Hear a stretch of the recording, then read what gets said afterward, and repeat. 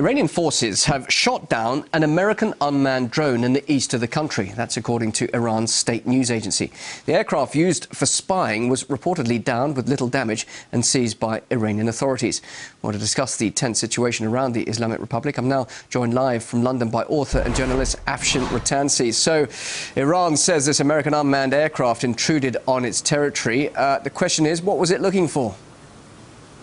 Exactly, and if it had been the other way around, I just wonder how the Americans would have seen an Iranian drone flying over the United States, how the Americans would have reacted. This is an RQ-170 advanced stealth reconnaissance drone, which what I'm hearing is ISAF said they lost it over Afghanistan last week. Others are saying the Iranians must be busily looking at this advanced stealth drone, and what a great way of creating technology transfer. This is an incredibly serious event, and it's of course against international law. The United States yet again breaking international law with these drones. You see this as provocative towards Iran? It's already threatened that the reprisal, obviously not just shooting this drone down, but also the reprisal will not be limited to their country's borders. What should we read into that? I think, well, Iran has been looking to allies in the region, and gosh, it has a lot of allies. If you think of that, Pakistan won't even be at the Bonn conference over Afghanistan, and Hamid Karzai, big ally of the Iranians. Iran has never been less isolated, arguably.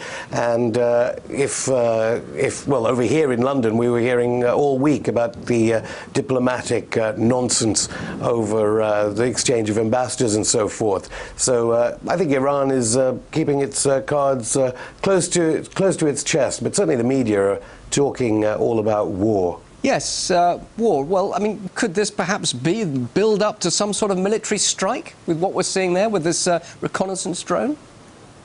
The Iranian Foreign Ministry, of course, saying that oil would spike to $250 a barrel should there be any intervention. The fact that Obama thinks that he can send drones over Iranian airspace, whilst at the same time blaming the Iranian government, which did apologize for the demonstrators in Tehran attacking the British embassy, shows how out of touch both the US State Department and embassies and diplomatic staff and state departments or foreign ministries in European capitals really are.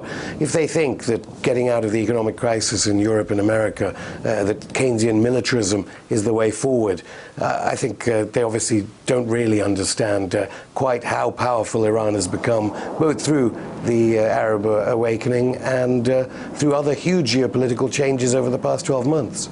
Is the agenda here not really then behind the concerns about the possible nuclear weapon that Iran could be developing, but more on looking at a regime change there?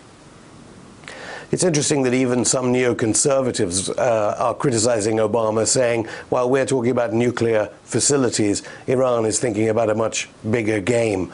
And this is really about influence within the entire region. Egypt is a big loss to the United States after the fall of their US-backed dictator, Mubarak. So from the Atlantic to the Indian Oceans, and of course, even Greece weren't backing some oil sanctions against Syria, against Iran. You know, this is a case of the Western media feeding loads of people the idea that these countries are isolated, when in fact the world is now changing, and drone strikes, drones like this, events like this, hopefully will change US policy as they certainly start to get to grips with what a world would be like if they even thought of any kind of attack, either via their proxy government in Israel or from the United States in Diego Garcia.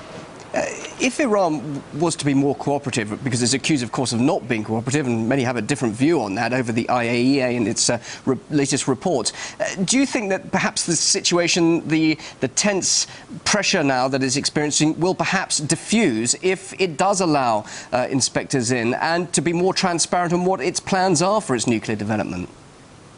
Well, I think the IAEA has been thoroughly discredited. I have to say, I'm not Iranian, but I lived in Tehran. I even visited their embassy, the British embassy, once. And when you're actually in Iran, you realize how unisolated the country is and how the way the media treat the situation is kind of absurd. The world is changing, looking towards other superpowers, the developing world, and I think what's really happening here is, as it were, those countries that have